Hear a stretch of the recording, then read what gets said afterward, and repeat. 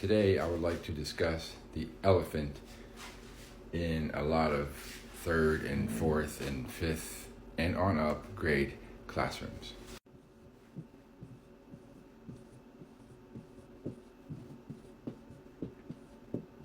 This standard algorithm is not bad. Of course it works and it's very efficient.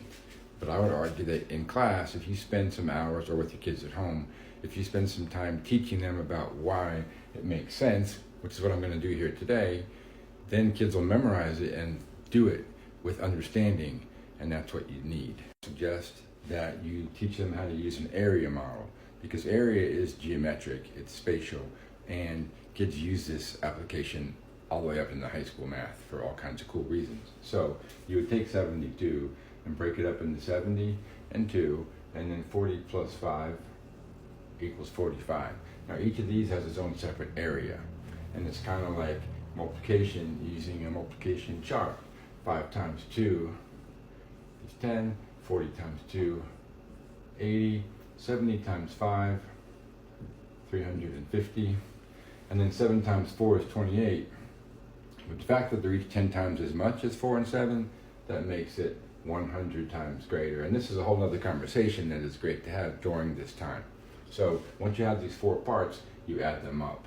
2800 plus 430 plus 10. So I get 3240. Same answer, but this makes much more sense. You don't have to worry about why you add this magic 0 at the bottom. Kid understands the area model, then you can connect it to the algorithm that does work quicker, because if you do 5 times 2, which you did here, it's 10, but regroup the 1 into the tens place because the 1 is in the tens place.